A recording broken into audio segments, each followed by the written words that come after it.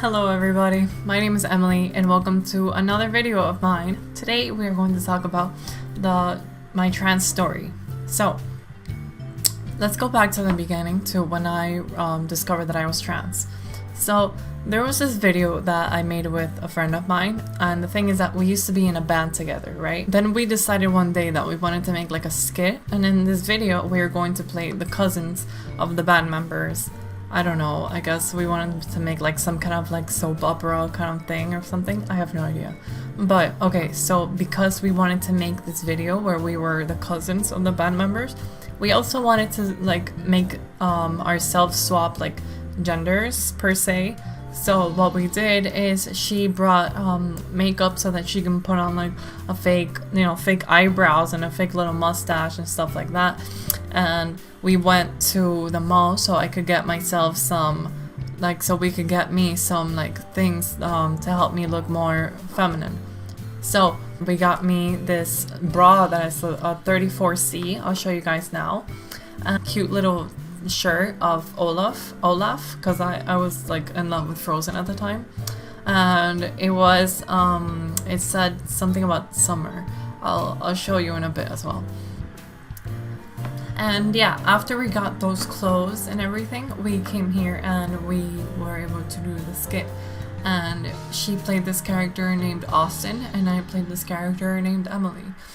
And from there on, after we finished filming that really weird soap opera video, that's when I started to question myself. And this happened in 2014.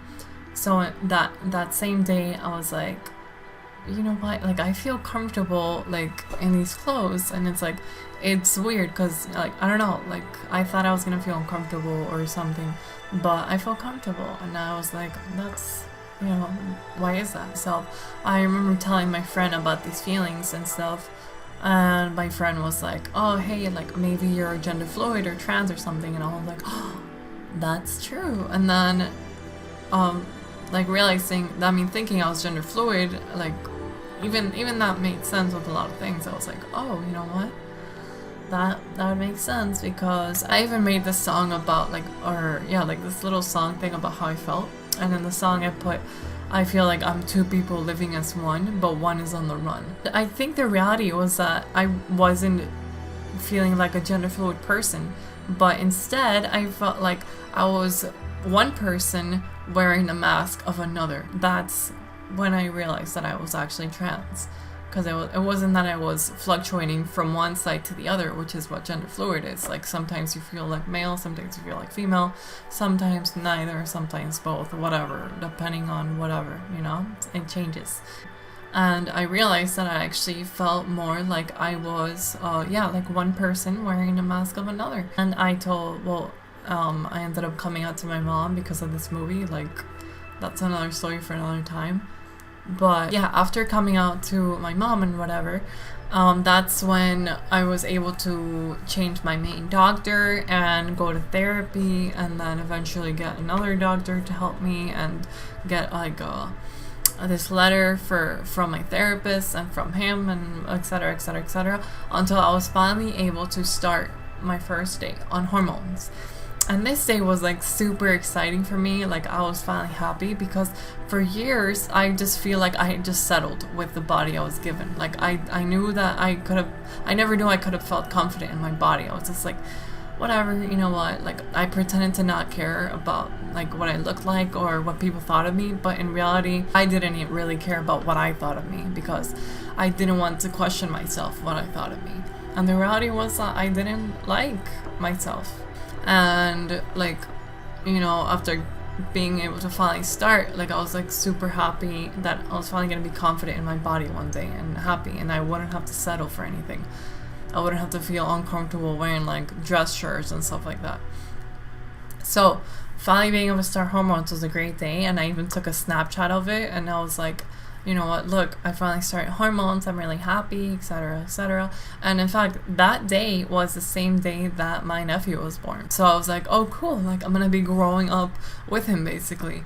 But it didn't go well. Like the first day I felt like really happy and everything, but like on the second or third day I started feeling bad, like something just felt bad. Like I think I just felt like really tired or something. Yeah, I think I just felt like really like tired or like dizzy, something.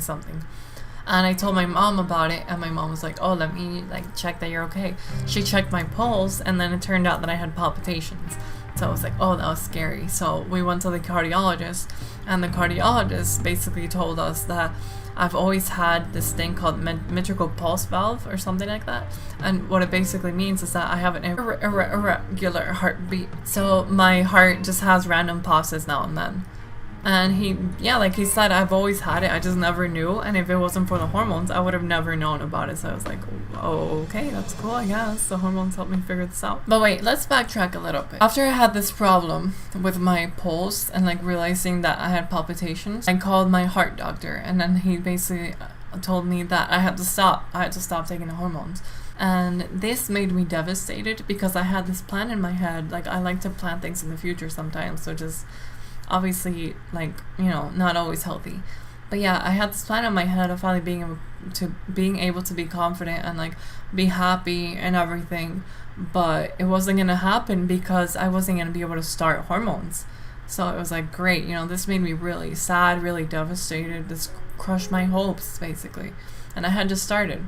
I got my very first panic attack that day, and that was really hard to go through. Like it felt like an actual real physical physical pain. And I was telling my mom, like, please mom, like, please take me to the hospital, like I feel really bad. My mom was telling me like, no, you don't need to go to the hospital, like it's okay, like just relax. And I was like, no mom, I'm serious, like I feel really bad, I think we really should go to the hospital, see a doctor. But my mom was like, no, like don't worry about it, like it's just in your head. And I was like, okay, like no, I mean I wasn't like okay, no, I was like, you know, okay, I guess I'll try to calm myself down. So I went to the bathroom and I looked in the bathroom mirror, and I basically told myself like, hey, you know what, it's gonna be okay, you're gonna be fine, like this is just a bump in the road, and like you'll be able to start hormones soon, don't worry, like everything's gonna be fine. So talking to myself made me feel more relaxed, and like helped me go back to like where I was with my mom. Like we were just laying down watching TV, and then we watched some cat documentary, which also helped me get distracted. And then I was finally able to go to sleep, which I wasn't being able, like it was hard for me to sleep much that night because because of my paranoia, anxiety, and like panic attack. So the second time I was able to start hormones, I'm not entirely sure what went wrong, but all I know is that I had brought my hopes up again, and I was like, hey, you know what, maybe now it's gonna work out. And something happened that I had to stop again, and like that sucked. Like I had this plan that I was finally gonna start again, and this time it was gonna work out, and it didn't work out. So obviously this made me super sad once again, and it killed my hopes even more. My expectancy was even lower now to being able to start and be happy. I was like, you know what, maybe life doesn't want me to be happy and like feel good or whatever. Like maybe I'm just supposed to be stuck in this body how it looks like right now and whatever, and just like settle like I've been forever. But fortunately there was a third time of me being able to start hormones, and this time once again I started with disbelief. I was like, you know, I had really low hopes, really low expectancy that day. I didn't even bother taking a picture of starting hormones again, and I was like, it's not gonna work out. Like, why do I care? Why would I even think of the day that this happened? Like, it's not gonna work out. I don't care. But thanks to the doctor for helping me like get this Holter and like make sure that everything was fine for like a whole day or a week, and like check my heart while I started hormones again. It turns out I was fine, and it was like, oh, you can continue. So it's like, okay, cool, and I was able to continue. When I started the first time, part of the issue was that they gave me a really high dosage, and that's basically what caused a lot of the issues. Like my body wasn't used to it, obviously. Then the heart medicine that the doctor ended up giving me was meant to lower my blood pressure, because my blood pressure would rise when I would take the hormones. At least, yeah, I think that's what part of the issue was as well. So now that I had this heart medicine and they had checked my heart while starting hormones again, I was able to start for a third time, and everything was going well this time. Even with my low hopes and low expectancy, things seem to have been going well. I mean, I started with patches so that I could have the lowest amount of dosage for estradiol this time. Even though they were expensive, it was only for a little bit, thankfully. So then from the patches, I moved on to pills, and now I was taking spironolactone and estradiol orally. And then they increased my dosage. Now I am taking two doses of 100 milligrams a day of spironolactone and one daily of 2 milligrams of estradiol, and then 25 milligrams of metoprolol, I believe. Fortunately, after all that crap that I went through, I was finally able to reach the point that I am in now, which is 7 months. I was gonna say on labor, but I'm not. 7 months on hormones, and I'm just glad to be here right now. And in terms of like updates and stuff on my like transition, well, let's just see a couple things. Fat distribution. So my face feels a bit rounder, and the skin feels a bit softer. I do see some hairs that are already turning like a lighter color. My butt is starting to grow some fat, and my boobies too, which is exciting. And besides that, that's basically it for physical attributes that I've noticed. In terms of emotional, before I feel like I used to have this like sort of emotional blockage kind of thing. Like it wasn't really an emotional blockage, but that's what I called it. But what it was is that I just felt like it was harder for me to like release my tears and my emotions for some reason. Like my friends would always be like, "Oh my god, this movie made me cry, and this movie was sad, and I got like teary-eyed, etc." But for me, I'd be like, why can't I cry? Like I want to cry. And that is weird, but that was kind of one of my goals, that I wanted to be able to cry easier and like just being more in control of my emotions in a sense, like be able to let go of what I was feeling inside instead of holding it in. So that's kind of the point that I've reached recently, because like for instance, there was this time where I was hearing the song Ruby by Foster the People, and like I cried a lot just because the song is really beautiful, and I just really felt the music. So like I don't know, I just feel more passionate in terms of that kind of stuff. Like I feel things on a deeper level, I guess. And I also feel like this certain glow, like I just feel happier. So like, for example, simple things that make me laugh, like, I don't know, a video by like John Tron or whatever, and Game Grumps or anything like that, I could watch it and I feel like I'll end up laughing a lot more now than I used to before. Just because I just feel happier now, you know? Like, I don't even know how to explain it, but I just feel like I laugh more strongly, and I feel it more than I used to before. And I also just love to dance and like just have a good time, you know? Like I just feel much happier in my body sometimes.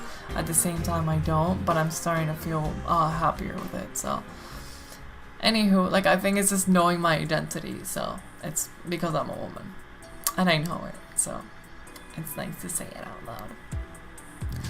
But yeah, so that was basically my video, and I hope you guys enjoyed my trans story and my 7-month update, and I will be back with more videos. If you have any questions or anything, just leave it in the comment section below, or you can tweet it at me if you want to. My Twitter is family23.